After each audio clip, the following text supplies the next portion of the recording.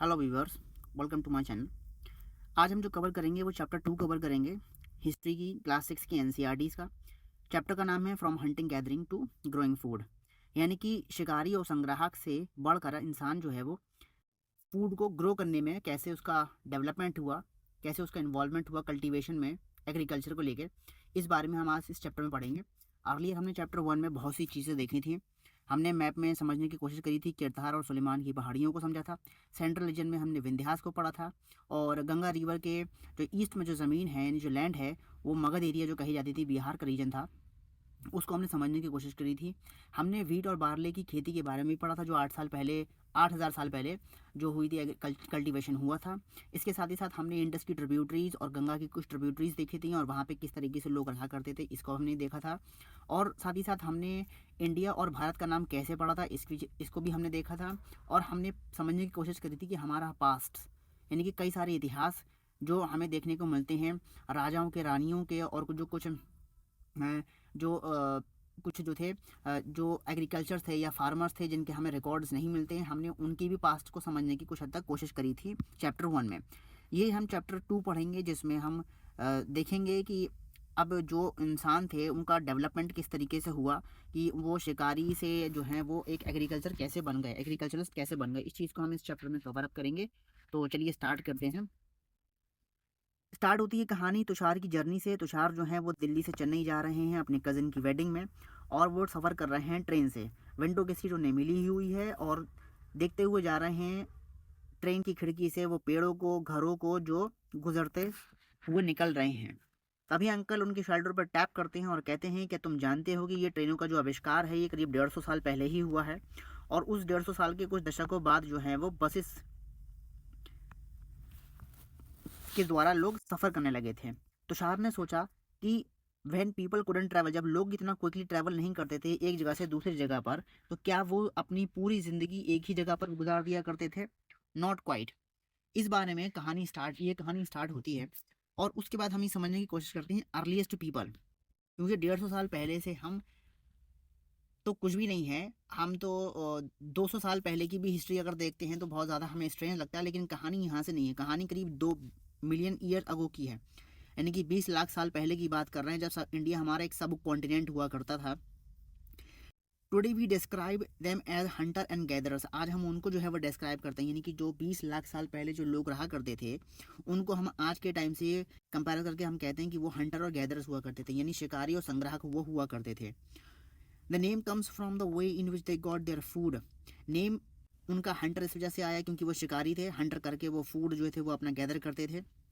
और जनरली वो हंट किसका करते थे? जंगली जानवरों का। मछलियाँ पकड़ा करते थे, चिड़िए पकड़ा करते थे, फलों को इकट्ठा करते थे, कुछ जड़ें, roots, nuts, seed, leaves, stalks and eggs, ये सारे उनके जो थे वो एक सोर्सेज ऑफ फूड थे। ठीक है। हंटर गैदरर्स एक जगह से दूसरी जगह पर जाया करते थे, उसके कई सारे रीजंस हमें देखने को मिले थे, हमने पढ़े थे। तो देख लेते हैं कुछ रीजन इसमें दे रखे हैं। पहला रीज़न दे रखा है, अगर वो एक जगह से पर ही जो है वो लंबे समय तक रहते हैं, तो वो उस जगह के सारे जो अवेलेबल प्लांट और एनिमल रिसोर्सेज हैं वो सब ख़त्म हो जाएंगे, और ख़त्म हो जाने के बाद उनके पास कोई ऑप्शन नहीं रहेगा कि वो किसी दूसरी, उनके पास कोई ऑप्शन रहेगा ही नहीं सिवाय इसके कि वो दूसरी जगह पर जाकर खाने की तलाश करें। एक रीज़न ये कि अपने खाने की तलाश में वो एक जगह से दूसरी जगह पर जाया करते थे। दूसरा रीज़न दे रखा है कि एनिमल्स भी जो थे वो एक जगह से दूसरी जगह पर जाया करते थे शिकार करने के लिए। In case of dear and wild cattle में, कभी कभार जो है मतलब जो ये डियर हैं और जो वो वाइल्ड कैटल्स हैं वो घास को और पत्तियों को खाया करते थे। That is why those who hunted them had to follow their movement. तो इसी वजह से लोग जो थे जानवरों के शिकार के लिए उनके पीछे पीछे जाया करते थे। एक रीज़न हमें ये मिल गया, यानी सेकेंड रीज़न। तीसरा रीज़न बता रहे हैं कि पीपल नहीं, plant and trees bear fruit in different season. यानी कि जो ये पौधे हैं और जो पेड़ हैं ये अलग अलग सीजन्स में जो थे वो उन पर हमें फ्रूट्स देखने को मिलते थे।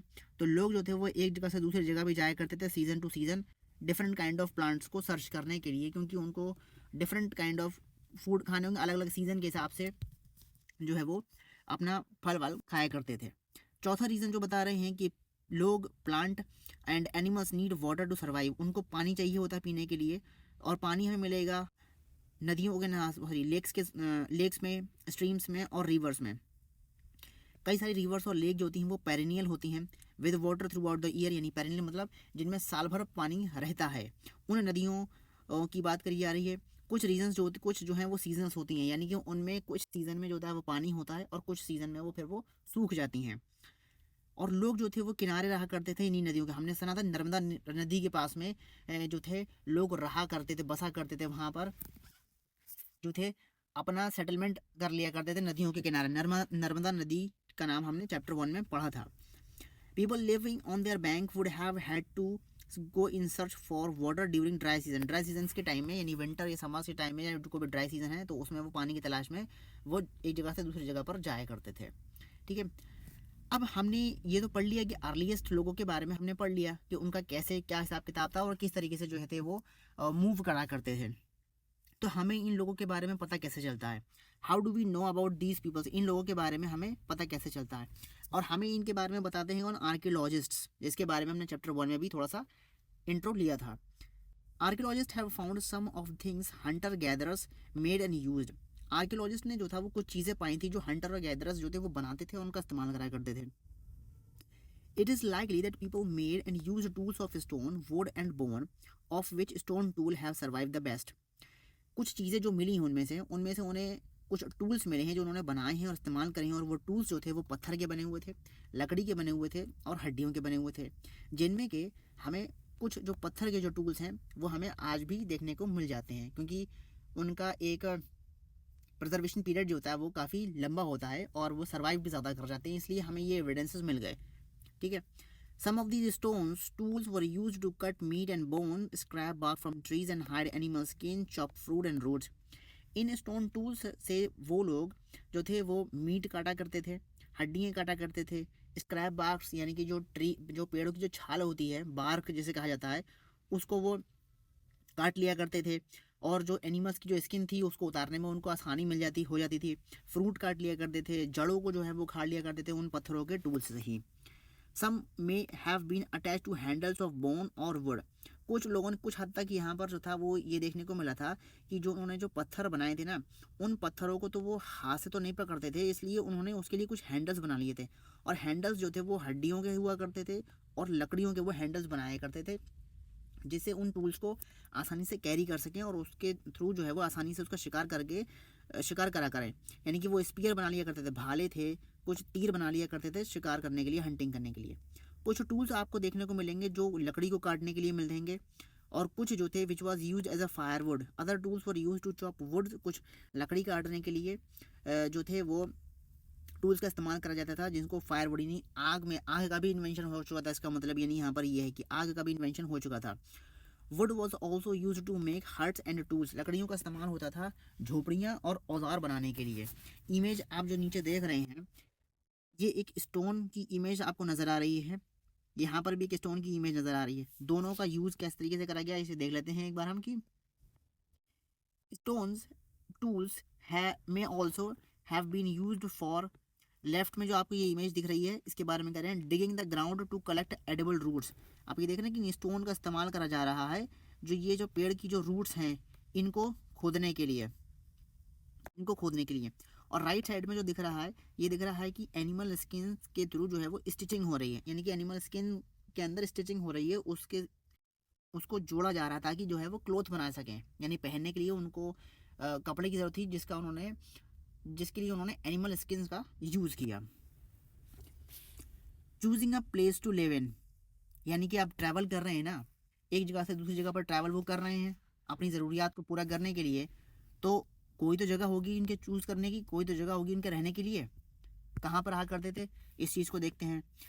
मैप 2 दिखाया गया है, इंडिया का ये मैप है, ये इंडिया का एक मैप दिखा रहा है, इसमें लोकेशंस कुछ दे रखी हैं, और इन्हीं लोकेशंस के ज़रिए से हम समझने की कोशिश करेंगे कि कौन कौन सी जगहें थी जहाँ पर वो रहा करते थे। All the places marked with red triangle are sites. ये रेड ट्राइंगल में जो साइट्स आपको देखने को मिल रही हैं, रेड ट्राइंगल्स में जो भी निशान आपको देखने को मिल रहे हैं, जैसे ये हुंग्स की है, जैसे कि कुरनूल की केव्स हैं, जैसे ये भीमबेटका हैं, ये 3 रेड ट्राइंगल में आपको दिखाई दे रही हैं। ये सारी की सारी साइट्स हैं। साइट्स कौन सी हैं? ये हैं पैलियोलिथिक साइट्स, ये हैं पैलियोलिथिक साइट्स। हमने देखा ना कि ये पैलियोलिथिक एज है, पैलियोलिथिक साइट्स। अब पैलियोलिथिक साइट्स थोड़ा सा समझ लेते हैं कि पैलियोलिथिक होता क्या है। पैलियोलिथिक बेसिकली जो ना हम स्टोन एज कंसिडर करी जाती हैं। तो स्टोन एज में 3 एज कंसिडर होती हैं। एक कहलाती है पैलियोलिथिक एज, एक दूसरी होती है मीसोलिथिक एज, तीसरी होती है नियोलिथिक एज। तो पैलियोलिथिक एज जो है ये स्टोन एजेस में से कोई एक एज है, अर्ली एज यानी कि पहली एज, जो करीब कही जाती है 2.5 मिलियन ईयर्स अगो, यानी करीब जो है वो 20 लाख साल से जो एज है हमारी, अब से जो पीछे की 20 लाख साल की एज है, उस एज को कहा गया है हमारा पैलियोलिथिक एज। तो इस टाइम पे हमें जो है वो पत्थरों को, यानी कि पैलियोलिथिक जो है ना वो ड्राइव हुआ है वर्ड से। इसमें पार्टीशन है पैलियो और लिथिक। पैलियो का मतलब हो जाता है ओल्ड, और लिथिक का मतलब, लिथिक जो है वो लिथोस से बन के आया है, जिसका मतलब होता है स्टोन, यानी कि जो ओल्ड स्टोन एज हुआ करती थी, जो करीब अब से जो है वो 2.5 2.5 मिलियन साल पहले की जो एज हुआ में हमें जो टाइम पीरियड हम देखते हैं वो हमारा पैलियोलिथिक एज होता है। तो यानी कि ये भीमबेटका जो है वो करीब 2.5 लाख साल की, 2.5 लाख साल पुरानी जगह है जहाँ पर आपको पत्थरों के निशान मिल जाते हैं। ये भीमबेटका, ये हुंग्स की, जो कुरनूल की जो केव हैं, ये करीब 2.5 लाख साल पहले की हमें यहाँ पर एविडेंसेस मिलते हैं स्टोन के। तो यहाँ पर लोग रहा करते थे। ये कुरनूल की केव, ये सब पहाड़ी इलाका है, जो पथरीला इलाका है, उसकी एरियाज हैं जहाँ पे लोग रहा करते थे इन जगहों पर। भीमबेटका की गुफाएं आप सुनेंगे, आपने सुनी होंगी। आप जब टूरिज्म में कोई नाम सुनते हो तो भीमबेटका की गुफाओं के बारे में आपने ज़रूर सुना होगा। कुरनूल की केज और हुंस की जो जगहें हैं, ये सब पैलियोलिथिक साइट्स हैं। ये मिली थी फ्रॉम विच आर्कियोलॉजिस्ट ने जो है एविडेंसेस देखे थे हंटर्स एंड गैदरर्स के, क्योंकि यहाँ वो रहा करते थे तो उनके हंटर्स और गैदरर्स के कुछ एविडेंसेस यहाँ पर मिले हैं। Only some are shown in the map. Map में 3 दिखा रखे हैं, भीमबेटका, हुंसकी और कुरनूल की केव दिखा रखी हैं, यही मेन जगहें हैं। Many sites were located near source of water such as rivers and lake. Rivers और लेक्स के पास में ही जो है वह बहुत सी आपको जगहें मिलेंगी। अब ये इंपॉर्टेंट साइट्स दे रखी हैं, जैसे कि आप आगे यहाँ पे देखें कि न्यूलिथिक एज है, यानी कि न्यूलिथिक मतलब होता है नया एज। नया एज, न्यू मतलब न्यू, और लिथिक जो है वो स्टोन, यानी कि एक न्यू स्टोन एज जो है उसकी आपको यहाँ पे एविडेंसेस जो मिलेंगी वो मिलेंगी आपको ये हल्लौर में, ये मिलेंगी आपको पायमपल्ली में, ये कोल्डी हावा है, ये महागारा है, ये चिरांद है, ये डाउजाली हार्डिंग्स हैं, ये बुरजहाउम है, ये मेहरगढ़ है। ये सारी की सारी जो है वो न्यूलिथिक साइट्स हैं। एक होती है मेगालिथिक साइट। मेगालिथिक में मतलब मेगा मतलब बहुत बड़ा, ह्यूज, और लिथिक मतलब पत्थर, बहुत बड़े बड़े पत्थर आपको यहाँ पर देखने को मिलेंगे। वो कहाँ मिलेंगे? ये मिलेगा आदि चिलानूर में, ये ब्रह्मगिरी की जो पहाड़ी है यहाँ मिलेगा ब्रह्मगिरी में। इन जगहों पर आपको मेगालिथिक साइट्स मिल जाएंगी देखने को। ठीक है, तो ये पूरा मैप आप थोड़ा सा इसे ऑब्जर्व करिएगा और समझने की कोशिश करिएगा। इस मैप में बहुत कुछ जानकारी दे रखी है। हम लोग आगे फॉरवर्ड होते हैं। As stone tool were important, people tried to find places where good quality stone are easily available. अब स्टोन इंपॉर्टेंट थे क्योंकि स्टोन जो थे एक तो शिकार करने के लिए इस्तेमाल होते थे, और उनको इस्तेमाल ज़्यादा से ज़्यादा भी किया जा सकता था, क्योंकि हड्डियाँ और लकड़ियाँ एक टाइम बाद जो हैं वो डिकम्पोज हो जाती हैं। लेकिन स्टोन जो है वो एक लंबे टाइम पीरियड, क्योंकि आज भी हमें स्टोन देखने को मिला, हम 2.5 मिलियन ईयर्स हम आगे की एज में हैं, लेकिन हमें कुरनूल की पहाड़, कुरनूल की केव्स हैं, हुंग्स की हैं, और हमारा ये भीमबेटका की केव्स हैं, आज भी मौजूद हैं। तो यानी आप समझ सकते हैं कि 2.5 लाख साल, मतलब 2.5 लाख साल इन 2.5 मिलियन ईयर जो है वो 20 लाख साल पहले की जो पत्थर हैं वो आज भी हमें मिल रहे हैं, और उनके जरिए से आर्कियोलॉजिस्ट जो हैं वो एविडेंसेस निकाल रहे हैं। तो ये एक इम्पॉर्टेंट टूल हुआ करता था, और इम्पोर्टेंट टूल हुआ करता था। तो फाइंड पीपल, लोग जो थे वो ढूंढा करते थे कि उन्हें गुड क्वालिटी ऑफ स्टोन्स जो है वो कहाँ अवेलेबल हो सकते हैं आसानी से। ठीक है, अब हम देख लेते हैं रॉक पेंटिंग। रॉक पेंटिंग की हमें क्या बताती है, क्योंकि एविडेंसेस हमें मिले थे ना भीमबेटका की गुफाओं से जो है एविडेंसेस मिले हैं, तो वो एविडेंसेस हमें जो मिले हैं वो ये हैं रॉक पेंटिंग के, यानी कि उनके ऊपर कुछ चित्रकारी करी गई है उन लोगों के द्वारा, उन हंटर्स और गैदरर्स के द्वारा जो है वो कुछ चित्रकारी करी गई है, उसको समझने की कोशिश करी गई है आर्कियोलॉजिस्ट के द्वारा। अब ये painting of rock shelter describe करती है एक पेंटिंग को। अब यहाँ पे जहाँ तक हम लोग समझ पाएंगे तो ये समझ पाएंगे कि ये एक जानवर है, और उसके पीछे ये एक इंसान भाग रहा है, यानी कि हो सकता है ये शिकार करने के इरादे से उसको चेज कर रहा है। ठीक है, तो ऐसी बहुत सी केव्स हमें मिलेंगी। Many of the caves in which these early people lived have paintings on the wall, यानी इन जगहों पे जहाँ भी जो भी लोग रहा करते थे उन्होंने इस तरीके से चित्रकारियाँ करी हैं उन दीवारों पर, जो आज भी हमें देखने को मिल जाती हैं। कुछ बेस्ट एग्जाम्पल्स से बताए गए हैं जो आपको मध्य प्रदेश में मिलेंगे। देखिए हम बताएं, मध्य प्रदेश में आपका ये भीमबेटका आता है, ये एक इम्पॉर्टेंट एरिया कंसिडर करा गया है, ये इंपॉर्टेंट पार्ट है, हम अक्सर इसका नाम सुनते हैं। हम अक्सर इस जगह का नाम ज़रूर सुनते हैं भीमबेटका, जो कि मध्य प्रदेश के एरिया में आता है, क्योंकि यहीं से हमें खास तौर पे ये एविडेंस मिले रॉक पेंटिंग के। ठीक है। एंड सदर्न उत्तर प्रदेश, और उत्तर प्रदेश का जो सदर्न एरिया है, उत्तर प्रदेश ये है आपका, उत्तर प्रदेश यहाँ पर ही है एरिया आपका, और उसके एरिया में आपको सदर्न ये कोल्डी हवा और ये महागीरा कुछ हद तक जो है वो एरियाज़ आपके हैं, और ये थोड़ा सा हम चिरांद भी समझ सकते हैं, ये सारी चीज़ें सदर्न पार्ट में, क्योंकि हम सब कॉन्टिनेंट की बात कर रहे हैं तो सारी चीज़ें थोड़ी सी मिक्सअप हैं, और ये सारी स्टेट्स जो है वो, लेकिन सदर्न पार्ट हम एग्जैक्टली किसी चीज़ को लोकेट नहीं कर सकते, लेकिन हमें एक थोड़ा बहुत ओवरव्यू, एक आइडिया मिल जाता है। ठीक है। तो ये सदर्न पार्ट में जो है उत्तर प्रदेश के हमें कुछ मिलती हैं पेंटिंग्स। ये पेंटिंग्स दिखाती हैं show wild animal drawn with great accuracy and skills. अब आप इमेज की क्वालिटी देखें, आप इमेज की क्वालिटी देखें कितनी बेहतरीन तरीके से जो है वो इस इमेज को बनाया गया है। ठीक है। जिसमें साफ लग रहा है पता कि कितनी चेज़ हो रही है, ये जानवर भाग रहा है आगे और उसके पीछे ये इंसान भाग रहा है, ये इंसान को किस तरीके से दिखाया गया। पेंटिंग हालांकि कुछ हद तक हमें डिफाइन कर रही है चीज़ों के बारे में। आगे देखेंगे कुछ इसके बारे में। अब ये नीचे एक इमेज दे रखी है, इस इमेज को भी हम समझने की कोशिश करते हैं कि भीमबेटका इस प्रेजेंट डे में, जो कि मध्य प्रदेश में है, ये एक ओल्ड साइट है।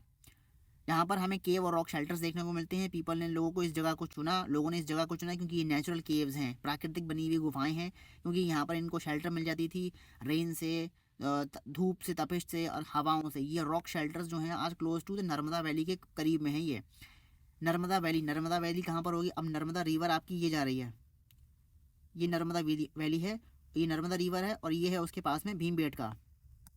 मैं आपको थोड़ा सा और देखिए करीब से, मैं इसे जूम करता हूँ, आप इसे समझिए। देखिए ये जा रही है आपकी नर्मदा रिवर, और ये यहाँ से स्टार्ट हो रही है, और ये उसके करीब में है भीमबेटका। तो यहाँ पर एविडेंसेस हमें मिले हैं इस तरीके से। ठीक है। तो ये मैप को समझेंगे जितना आसान होगा उतना, मतलब मैप को हम जितना डीप से पढ़ेंगे उतना हमारे लिए आसान होगा समझना। तो ये उसी चीज़ का एग्जाम्पल दिया गया है। नर्मदा वैली के पास में हम इन रॉक शेल्टर्स को हम देख सकते हैं। ठीक है। आगे देखते हैं साइट्स के बारे में। कुछ दे रखा है कि ये प्लेसेस होती हैं जो रिमेन्स होती हैं of things, tool, pots and buildings, यहाँ पे आपको देखने को मिलेंगी। यानी ये रिमेन्स होता है थिंग्स का, यानी जो कुछ वस्तुएं हैं जिनके अवशेष यहाँ पे हमें देखने को मिल जाते हैं, उसकी यहाँ पर बात करी गई है। यानी कि कुछ हमें यहाँ पर औजार मिलेंगे, कुछ मिट्टी के बर्तन मिलेंगे, कुछ हमें यहाँ पर बिल्डिंग्स भी देखने को मिल सकती हैं। तो ये साइट्स बन जाती हैं जो हमें देखने को मिले। These were made used and left behind by the people. ये लोगों ने बनाई थी और वो समय के साथ साथ अपना वो सर्वाइव करने के लिए कहीं और चले गए, उसके बाद जो है वो ये वैसे की वैसे छूट गई। They may be found on the surface of the earth. Earth की सर्फेस से मिलती हैं, ये हमें अंडरग्राउंड मिल जाती हैं, कभी कभार ज़मीन हमें खोद के चीज़ें मिलती हैं। समटाइम्स इवन अंडर वाटर में मिल जाता है। तो हम इस चैप्टर के बारे में, डिफरेंट अबाउट साइट्स के बारे में, हम आगे के चैप्टर्स में पढ़ेंगे। अब उसमें हमने एक चीज़ वर्ड पढ़ी थी, मैंने बताया था कि फायर का इन्वेंशन हो गया था ना, फायरवुड के लिए लकड़ियों का इस्तेमाल हो रहा था। तो जब फायरवुड के लिए लकड़ी का इस्तेमाल हो रहा था तो ये फाइंडिंग अबाउट द फायर के बारे में भी हमें एविडेंसेस मिले। अब कुरनूल की केव्स हमें देखनी है कहाँ पर है। मैप जो हमें दे रखा है उसमें कुरनूल की केव्स हम फाइंड आउट करेंगे, तो हमें कुरनूल की केव कहाँ मिलेंगी? कुरनूल की केव हमें मिल गई, और कुरनूल की केव है हमारी यहाँ पर, जो कि ये हमारी ये पैलियोलिथिक साइट है। ये हमारी एक पैलियोलिथिक साइट है। अब इस केव के बारे में हम डिस्कशन करेंगे। फाइंडिंग अबाउट फायर, कुरनूल की केव्स हमने लोकेट कर ली। Traces of ashes have been found here, यानी यहाँ पर जो है वो राख के ट्रेसेस मिले हैं, जिससे पता चलता है कि यहाँ पर किसी टाइम पीरियड में आग जलाई जाती थी। ये सजेस्ट करता है कि दैट पीपल, लोग जो थे वो अवेयर थे कि उनका आग का इस्तेमाल किस तरीके से होता है, आग का इस्तेमाल किस तरीके से कर सकते हैं। Fire could have been use for many things, कई चीज़ों के लिए आग का इस्तेमाल करा होगा उन्होंने। एक लाइट का सोर्स था ये, मीट को पकाने के लिए, जानवरों को भगाने के लिए। रक्त फूल, जंगल बुक की आपने कहानी पढ़ी होगी, आपने मूवी देखी होगी, उसमें रक्त फूल, उस रक्त फूल को जो है वो आग दिखाया गया है, और वो जानवर उससे डरते हैं आग से, तो वो रक्त फूल एग्जाम्पल के तौर पर समझने के लिए कि भाई आग से कैसे डरते हैं, तो वो एक रक्त फूल का मैंने एग्जाम्पल आपको दे दिया। तो why do we use fire for today, आज हम किस तरह का इस्तेमाल करते हैं फायर का? ये तो नॉर्मल सी बात है, सबको इस चीज़ के बारे में अवेयरनेस होगी कि किस तरीके से इस्तेमाल होता है आग का। एक बॉक्स दे रखा है नेम्स एंड डेट के बारे में, नाम और तारीखों के बारे में कुछ बातें जिक्र करी गई हैं, इनको हम देख लेते हैं जल्दी जल्दी। Archaeologist have given lengthy names for the time that we are studying, जो हम पढ़ रहे हैं उसके लिए आर्कियोलॉजिस्ट ने बहुत बड़े बड़े नाम दे रखे हैं। ठीक है। अर्लीस्ट पीरियड जो है वो पैलियोलिथिक है, मैंने आपको बताया था। ठीक है। पैलियोलिथिक एज के बारे में ये नाम जो है वो दो ग्रीक वर्ड से मिलकर आया है। पैलियो जिसका मतलब होता है ओल्ड, और लिथोस का मतलब होता है मीनिंग स्टोन, यानी कि पुराने पत्थर। नेम पॉइंट करता है the importance of find of stone tools की फाइंड को इम्पोर्टेंस बताता है। पैलियोलिथिक पीरियड जो है एक्सटेंड करता है वो करीब 2 मिलियन ईयर अगो, 2 मिलियन का मतलब 20 लाख साल पहले से लेके अब से 12,000 साल पहले, 2 लाख साल पहले से लेके 12,000 साल पहले जो है, ये जितना भी बड़ा ये टाइम पीरियड दिख रहा है आपको, ये पैलियोलिथिक एज है। ये लॉन्ग स्ट्रेच ऑफ टाइम जो है वो डिवाइड करा गया है into lower middle and upper palaeolithic में। Lower middle and upper palaeolithic में इस पार्ट को डिवाइड करा गया, यानी कि 2.5 लाख साल पहले, यानी ये कहेंगे नहीं, अब से 12,000 साल पहले अगर आप पीछे चले जाओगे तो उस 12,000 साल से पहले 2.5 लाख साल, अब से 2.5 लाख साल के बीच का डिफरेंस आप निकाल सकते हो, यानी कि आप 2.5 यानी कि 20,50,000 साल में से आप 12,000 डिवाइड कर दो, तो जो सब्सट्रैक्शन करके जो आएगा ना डिफरेंस, वो डिफरेंस को डिवाइड करा गया है 3 पार्ट में, लोअर में, मिडिल में एंड अपर पैलियोलिथिक एज में। ठीक है, जो ये long span of time covers 99% of the human history का करीब 99% ये टाइम दिखाता है, यानी ह्यूमन हिस्ट्री का 99% टाइम पीरियड जो है वो इसी में कवर हो गया है, इस 2 मिलियन साल के और 12,000 के बीच का जो डिफरेंस है। The period when we find environmental changes beginning about 12,000 year ago till about 10,000 year ago is called the Mesolithic age। यानी कि एक टाइम हमारा हो गया पैलियोलिथिक एज का जो हमने अभी देखा, उसके बाद आता है मीसोलिथिक एज। मैंने बताया था आपको 3 स्टोन एज के बारे में, उसी की डिस्कशन हो रही है यहाँ पर कि 12,000 साल के बाद से, और क्योंकि ये 12,000 अब से 12,000 साल पहले की बात कर रहे हैं, तो यानी उस 12,000 साल से अब से 10,000 साल है, यानी कि करीब कहा है कि 2,000 साल, ये 2,000 साल का जो टाइम पीरियड था ये मीसोलिथिक एज है, यानी कि ये मिडिल स्टोन एज है। Stone tool found during this period general tiny, यानी इस टाइम पीरियड में बहुत ही पत्थर हमें छोटे मिले हैं, और इनको जो है वो माइक्रोलिथ्स कहा गया है। माइक्रो मतलब छोटे, लिथ्स माने पत्थर, तो छोटे पत्थर यहाँ पे मिले हैं हमें। माइक्रोलिथ्स जो है वो probably stuck on the handles पर, ये आसानी से जो है वो जुड़ जाते हैं हड्डियों पर या लकड़ियों पर, जिससे कि जो है वो आसानी से टूल बना सकें, जैसे कि सॉ यानी आरी वगैरह या साइकिल्स बना लिए जाते हैं। इसी टाइम पीरियड में ओल्डर वैरायटी ऑफ टूल्स भी जो थे वो यूज़ होने लगे थे। अगली स्टेज जो हमने देखी वो अबाउट 10,000 साल के बाद की स्टेज है, जिसे कहा जाता है न्यूलिथिक एज, यानी कि हिंदी में कहते हैं नवपाषाण काल। ठीक है, और मीसोलिथिक को हिंदी में कहा जाता है मध्य पाषाण काल, और पैलियोलिथिक एज को कहा जाता है पुरापाषाण काल। ठीक है, तो न्यूलिथिक जो है टाइम पीरियड वो है आपका 10,000 साल के बाद का जो भी एज टाइम पीरियड एज है वो आपकी कहलाई जाती है न्यूलिथिक एज। ठीक है, what do you think the term Neolithic को किस सवाल दिया है कि आप उसको कैसे सोचते हैं, इसको आप सवाल का जवाब दीजिएगा। We have also mentioned the name of the some places, you will find the name of the many more places in the later chapter. Very often we use present day name of the places where people live in the past because we do not know what they call them. तो कुछ चीज़ें हैं जो describe नहीं करी गई हैं, उनके बारे में हमें नहीं मिलता, लेकिन कुछ नाम हैं हमारे ऐसे जो हमने देखे होंगे।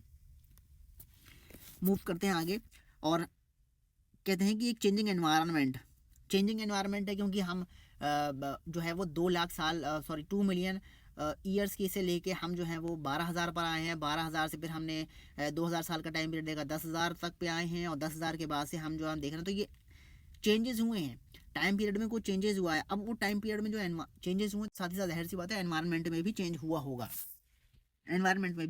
होगा, ठीक है, इसको पढ़ लेते हैं कि अराउंड 12,000 साल पहले देयर वर मेजर चेंजेस थे क्लाइमेट में ऑफ द वर्ल्ड के क्लाइमेट में बहुत से मेजर चेंजेस हुए थे, हमने ये देखा है इन द वर्ल्ड। क्योंकि अब भी हम चेंजेस देख रहे हैं, चेंजेस हो रहे हैं, तो अब भी जब चेंजेस हो रहे हैं तो पहले भी अच्छे खासे चेंजेस हुए होंगे। With a shift to relatively warm conditions in many areas this led to the development of grassland का डेवलपमेंट हुआ, यानी घास के मैदान आने लगे। This in turn led to the increase in the number of deer, antelopes, goat, sheep and cattle, that is animal that survived on grass.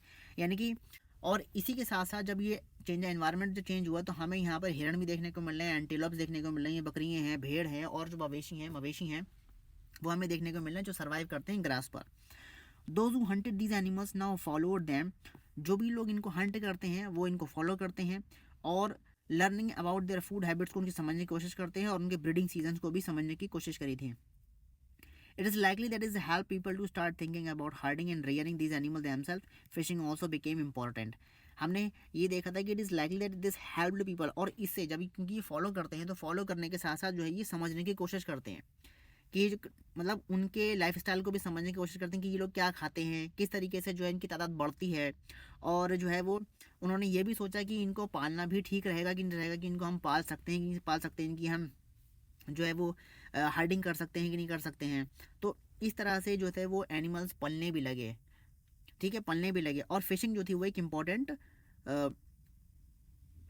Fishing भी जो थी वो कुछ हद तक इम्पॉर्टेंट हो गई, क्योंकि नदियों के किनारे रहते थे तो वहाँ से हंटिंग करते थे, तो फिशिंग की हंटिंग होती थी। तो जब जैसे जैसे डेवलपमेंट हुआ तो एक फिशिंग भी जो है वो एक इंपॉर्टेंट सोर्स उनका सोर्स ऑफ फूड बन गया। ठीक है, तो हमने अब तक यहाँ तक पढ़ लिया कि चेंजिंग एनवायरनमेंट। वीडियो में समझता हूँ शायद हो चुका है, 25 से ऊपर मिनट हो चुके हैं। तो इस वीडियो को हम यहीं रोकते हैं और इसका ये पार्ट 1 रहेगा। पार्ट 2 जल्द ही लेके आता हूँ मैं फिर।